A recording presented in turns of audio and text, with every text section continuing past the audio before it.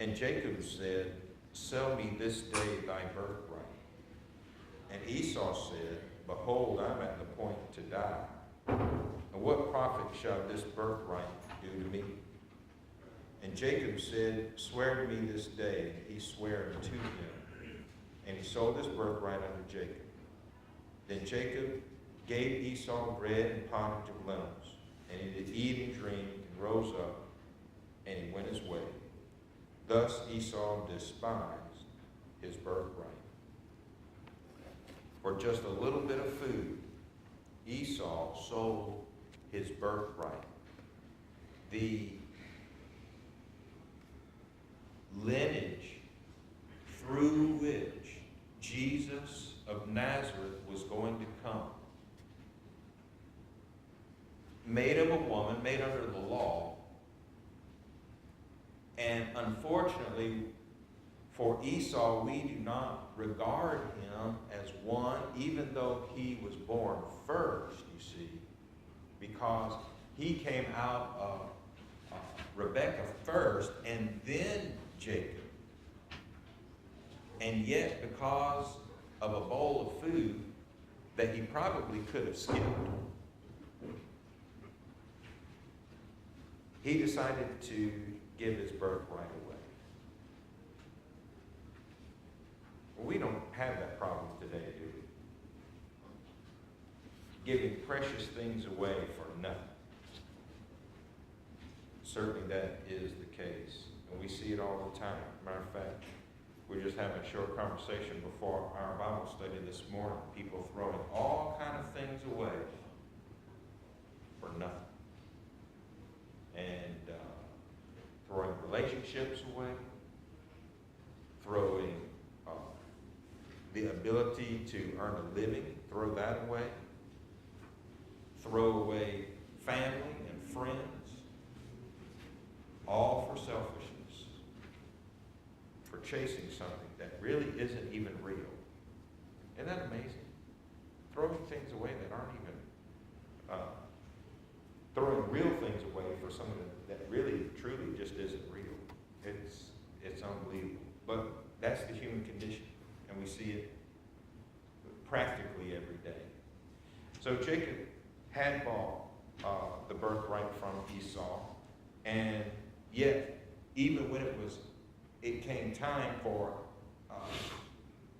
Isaac to give his blessing to Esau, it still was necessary that Jacob, along with his mother, deceive Isaac. And so here Isaac is blind, and he was easily deceived.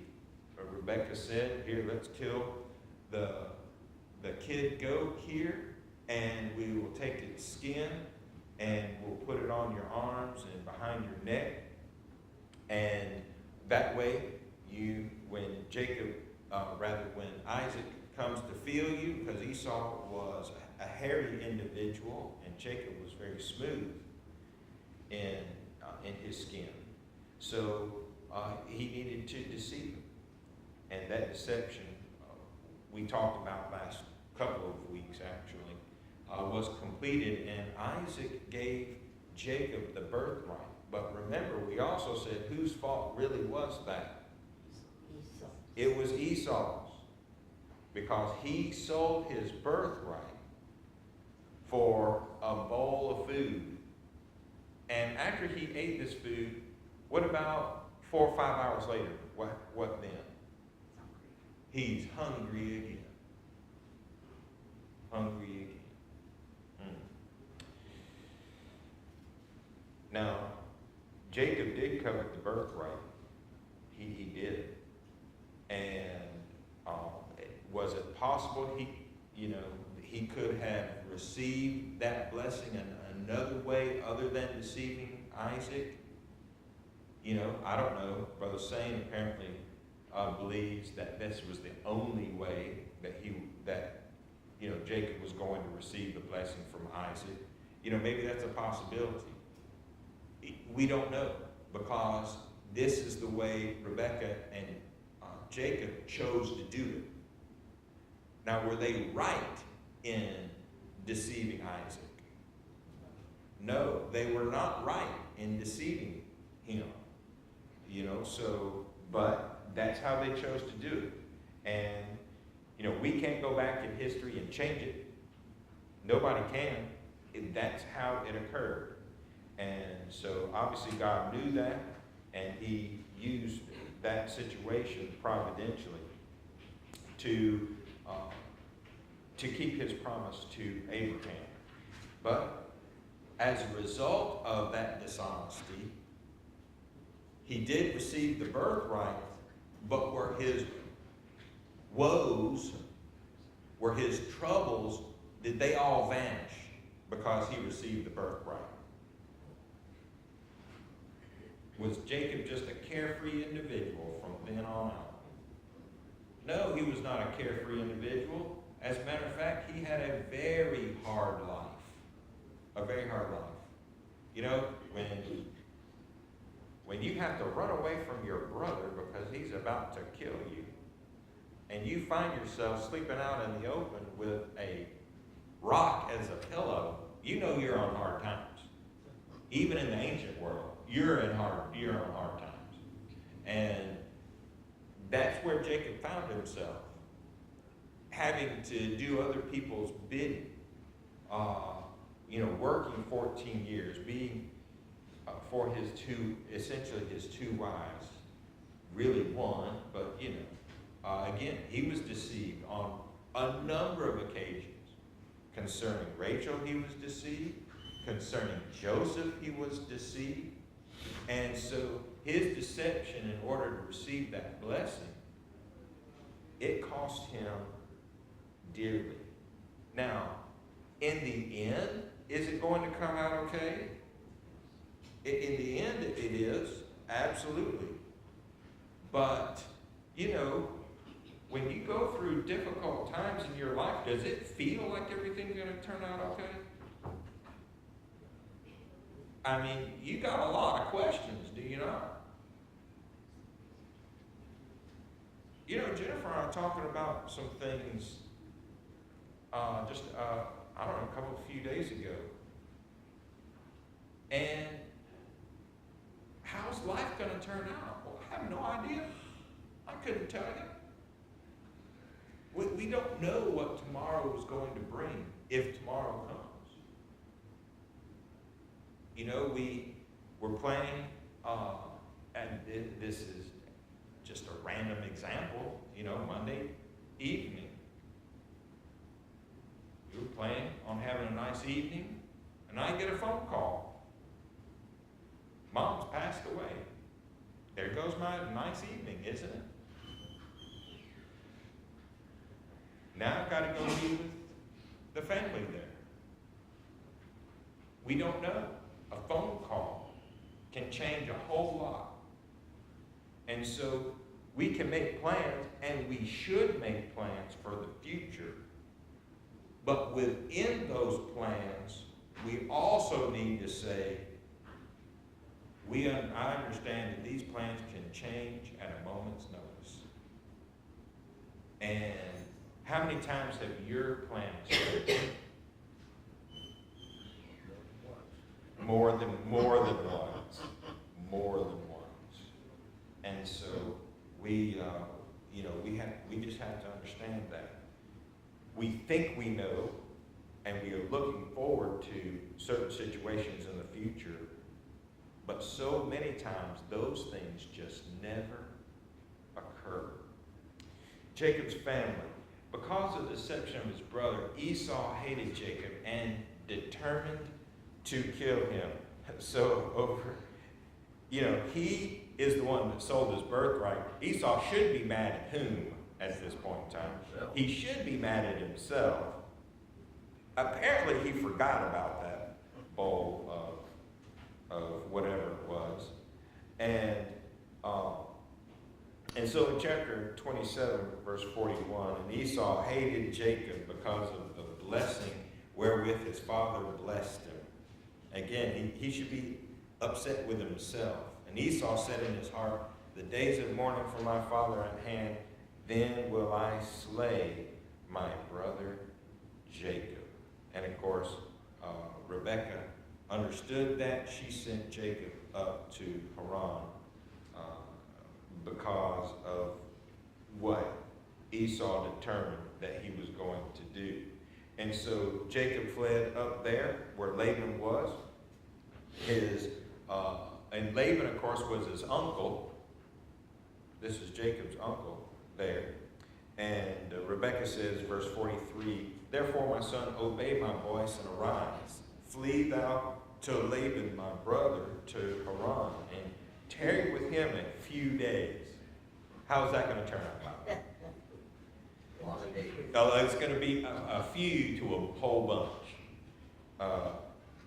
"Until thy brother's fury turn away." And remember, he left. He worked for 14 years.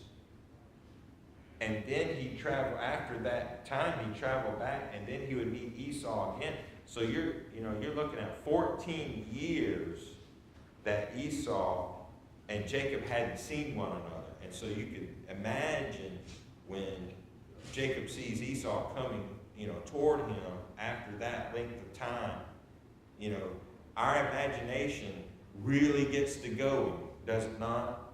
When we don't have any communication with someone else, and we know that there is bad blood, let's say, that there's a problem, an issue.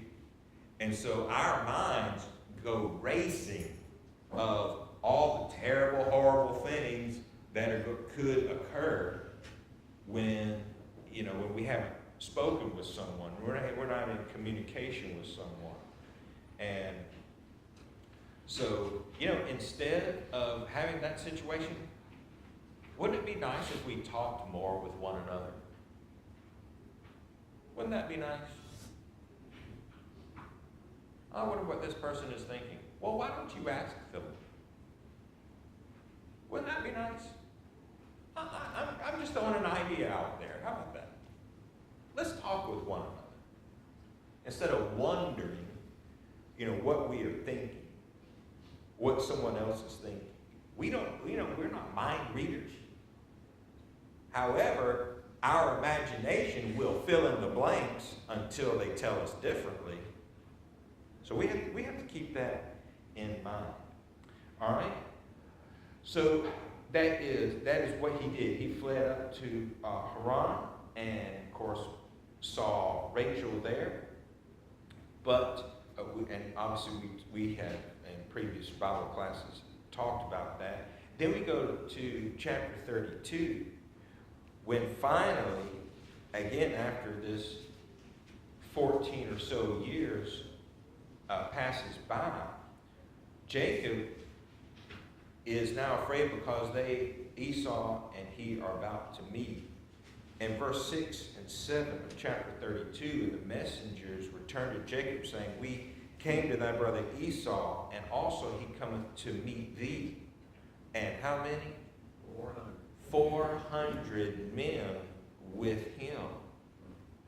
Then Jacob was greatly afraid and distressed. And because Jacob was such a magnanimous individual, I say that tongue in cheek, he divided the people that was with him, the flocks, the herds, the camels, into 2 bands. And how did he divide them, by the way? How did he divide them up? Into 2 bands. He divided them up. His favorites were in the back. Oh, his favorites, Rachel and Benjamin, were in the back. And everybody else was up front. So if the things that he valued, he wanted to keep them as safe as possible. But, Leah's boys and concubine's boys, they were all up front. And yet, he didn't realize that really, after this period of time, there was nothing for him to worry about. Because Esau gives us a very good example of forgiveness. He did not hold a grudge after all of this time. And instead, verse 32, 6 and 7, further down there. Instead, he came and he kissed him. And there was nothing there there was no further animosity between the two of them. But it took really the bigger man, which was Esau, to say, I forgive you. And so Jacob then, let's see, I'm sorry, I lost my way here. Where were we on that? It was, well,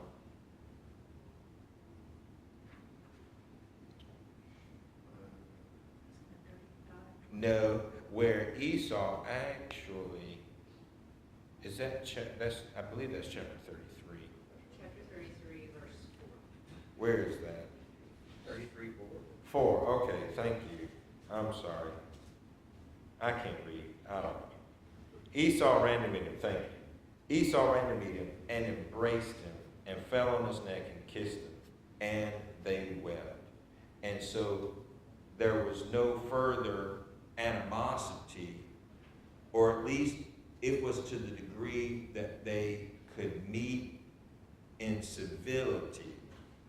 And you know, they basically just, everything that happened in the past, they just dropped it. You know, sometimes situations in life are never going to get resolved. And sometimes you just have to determine just to drop it. Now, is that easy to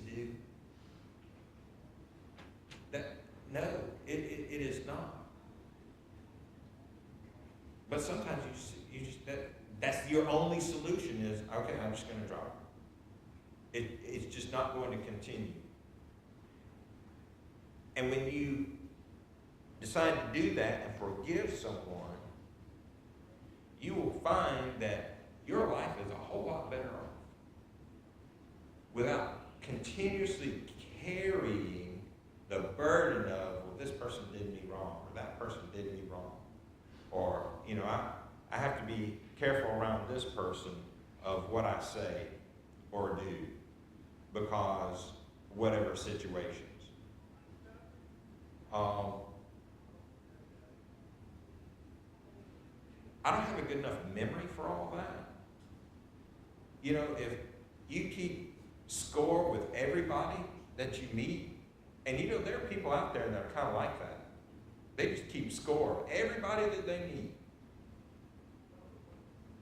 Often, there's an individual one time, somebody said, well, if you talk to that person, you only have one shot with them. I said, then I only have 5 minutes.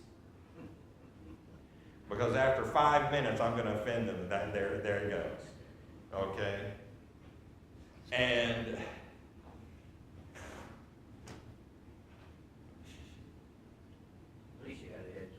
at least I had a heads up. At least I had a heads up. That's right. I just don't play well with others for whatever reason.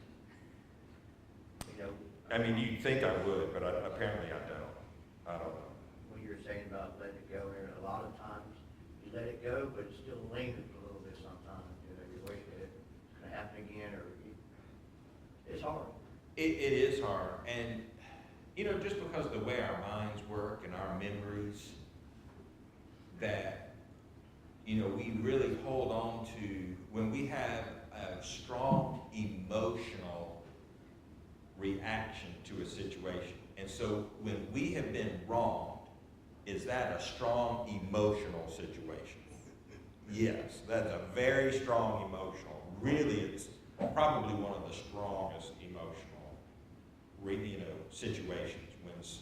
When we feel that our values have been violated, then we get angry, and it is so difficult, even if we forgive someone, to genuinely forget that and not allow that to hinder us in our further relationship. And so, yeah, that's just kind of where we find ourselves. However, can we have control?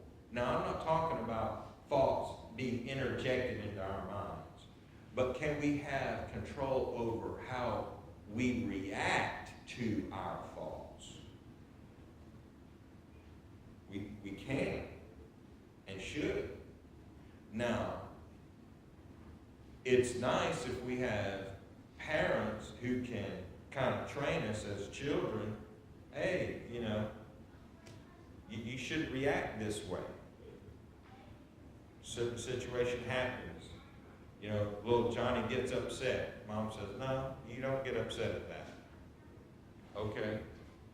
After a while, certain situation occurs and he stops being upset because mom said don't be upset. Train, discipline, little Johnny on that. So we can. Are we emotional beings? Yes. But can we have control over our own emotions? We ought to. We ought to. Because if we don't have control over our emotions, what happens? Do we not just see a result of somebody who can't control their emotions? Didn't we just see that? Okay. When you go and shoot up a school, folks, that's somebody that can't control their emotions. That's just all there is to it. Look at Ephesians chapter 4, verse 25. What does it say? Be angry and do what? Sin. That's having control over your emotions. Be angry. It didn't say just, be a doormat, did it? Did it say be a doormat? This person violated your sense of values. Just give up? Is that what the passage said? No, that's not what the passage said.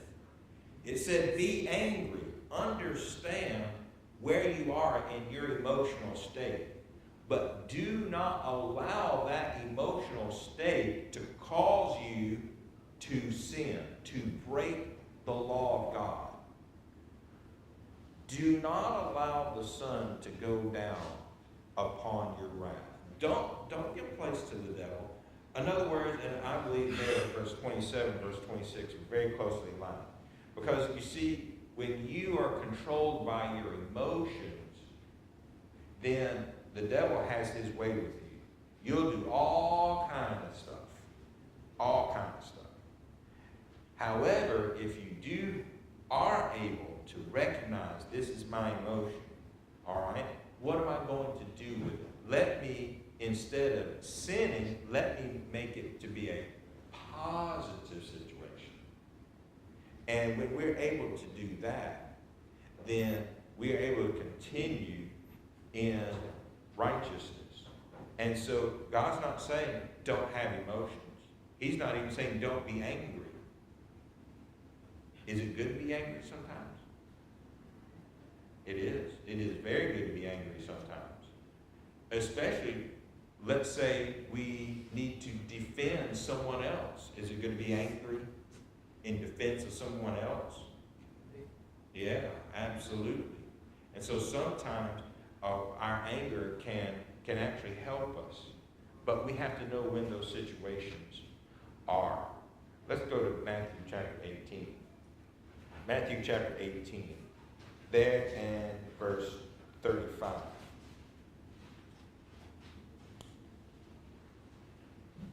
Did I have that right? Yeah, there. All right. So likewise shall my heavenly Father do also unto you, if ye from your hearts forgive not every one his brother their trespasses. So we're to forgive, are we not? We're to forgive. Who are we to forgive?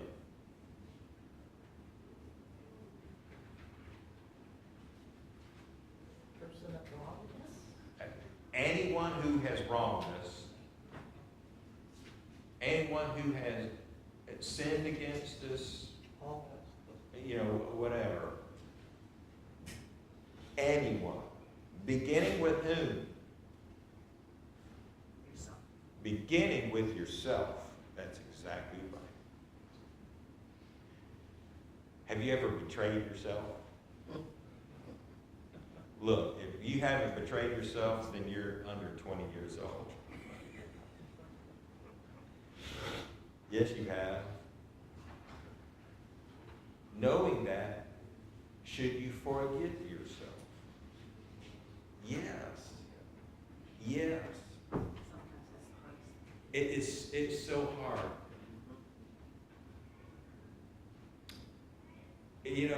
Last night I was thinking of something I did 35 years ago. Because I'm only 22. you see. And I know, it's a whole math thing.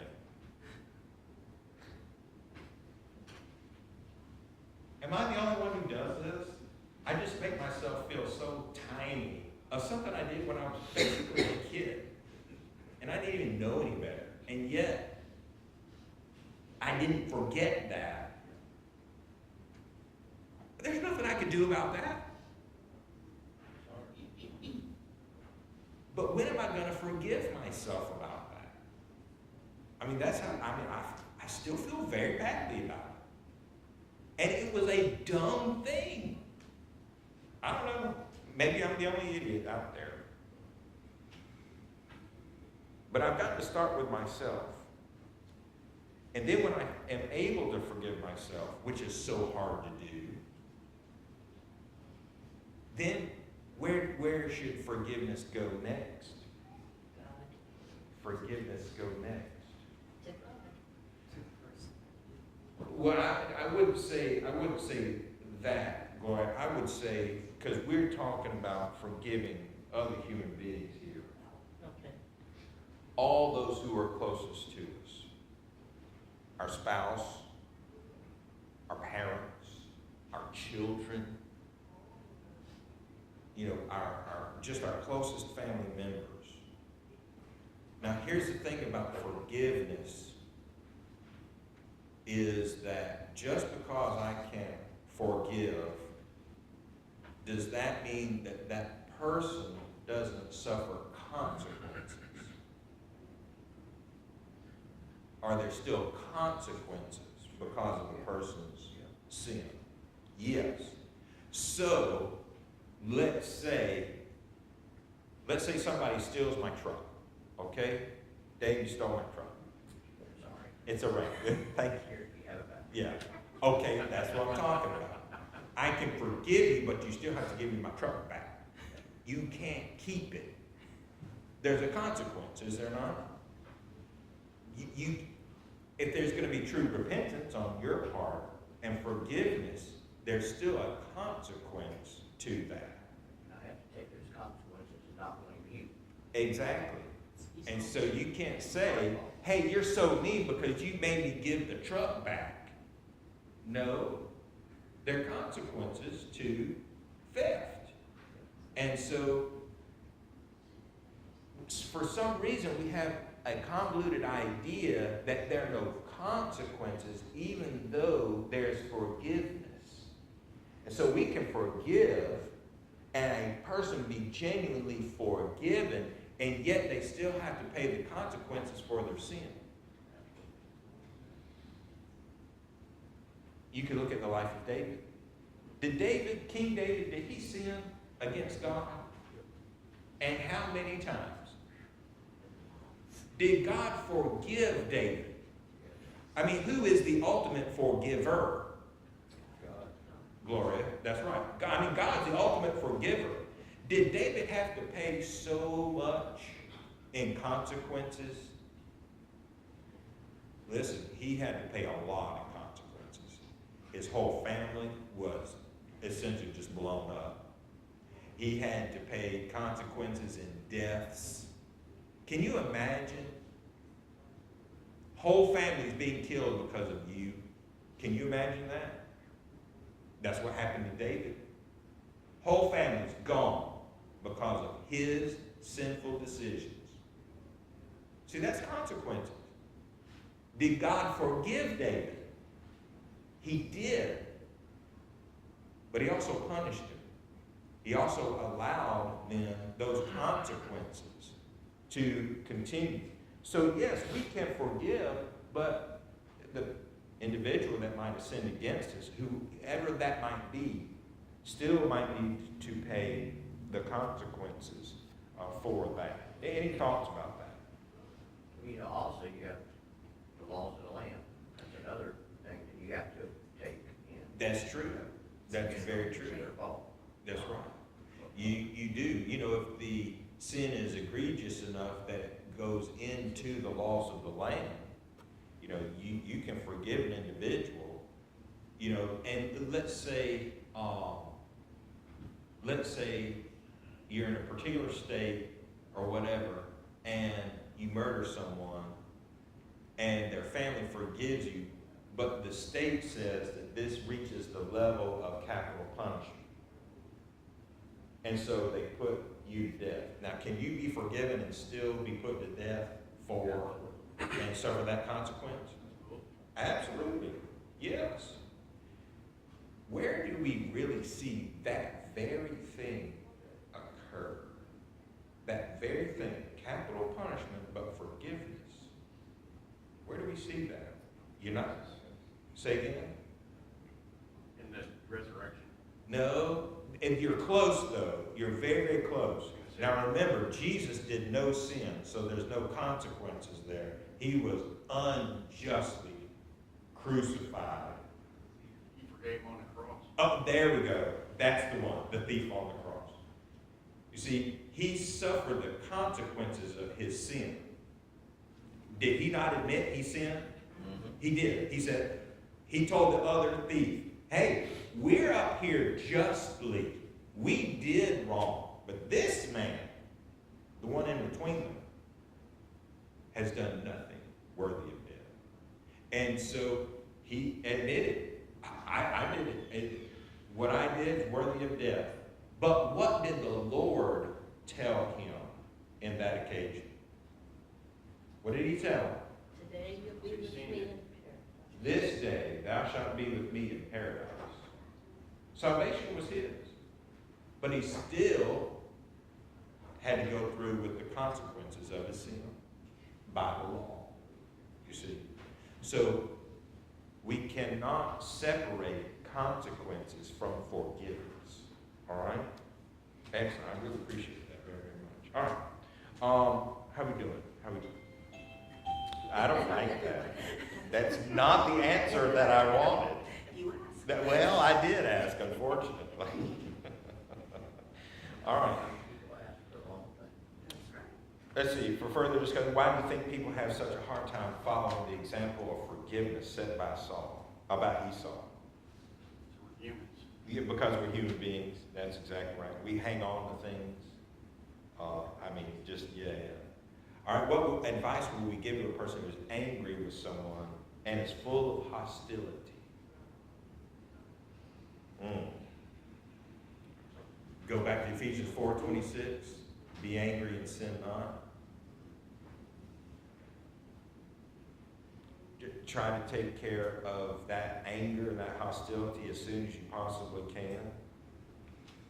You know, discuss, talk, communicate. That's usually the best way to do those things. But I think when it comes to, any hyper-emotional state, we do need to communicate with other people, but we never need to leave the Lord out of that situation, and we need to go to Him in prayer. We must not forget God in that. And we need to go to Him and pray to Him and ask for serenity, for peace, for a way through that particular emotional state. That's what I would say. In spite of the reconciliation, Jacob and Esau didn't meet again until his father's death 20 years later, there in Genesis 35, verse 29. And always say, you know, when we have a funeral, how come it takes someone dying for all of us to get back together? Yeah. Because, you know, we're all scattered out with the four winds, you know. Hardly any of us has family just in one little knot anymore, especially in this town. No, you know, everybody's way far away, it seems like. And On one side, we have phones, so that kind of helps a little bit, but still, as far as the gathering of the family, absolutely. they didn't have telephones back then. No, they did. They definitely did not have telephones back then, and you know, and it's, you know, it is nice to, you know, WhatsApp and hey mom, hey dad, and be able to talk with them and actually even see them if their internet is up as not. You know, but there's. And that is a great thing, but there still is no substitute for being in the same room with somebody and being able to have human touch. There's no, and you know, sometimes I don't know, emotional is a word, that is also true. But, you know, I'll go into a room, Dave, and let's say it's a death or something like that. And my inclination is always to do this right here. There's something about that physical touch.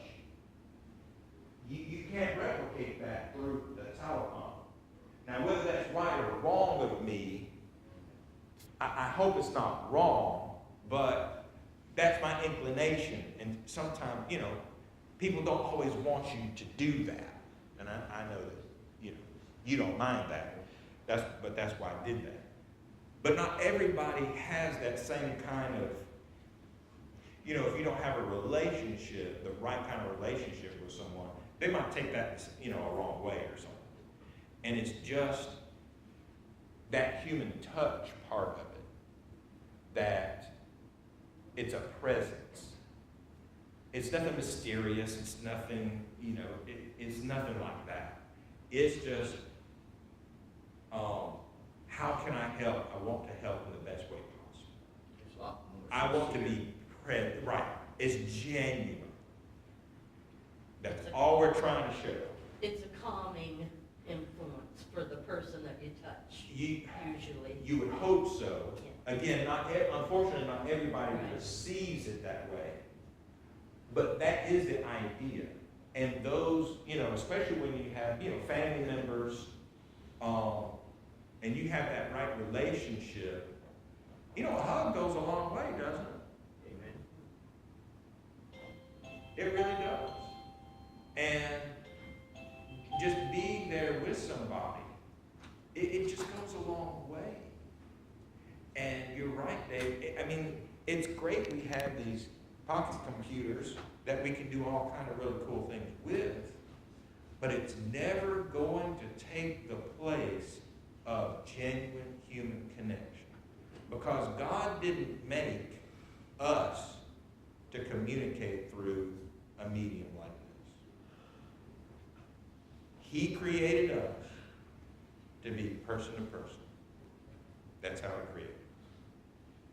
And there's no substitute. And when we try to substitute what God has done, folks, it's not going to end up very, very well. And that communication is so important, especially when we have emotions that are involved. We have to be eyeball to eyeball and communicate. If you're angry at someone, you see that right there? It would be better for you to toss this in the river than to communicate with whoever you are angry with this. I might want you to do that. You might want me to do that. He might hit me when he gets there. I didn't mean that, but you're right. Yeah. Well, text messages the feeling isn't there. And They can convey things you don't think about. Mm-hmm. It's all how it's received. Exactly. But when you are present, and because we communicate how? Just by words? No, we not only communicate by words, but also nonverbal, verbal and nonverbal. Body language, I mean, all kinds of things. Human touch, right? Tears, absolutely. So we got a lot going on there. All right, boys are done, so I guess that means I'm done too. Thank you so much for your kind attention this morning, your wonderful comments. We're going to take a short break at the top of the hour, come back and worship our God.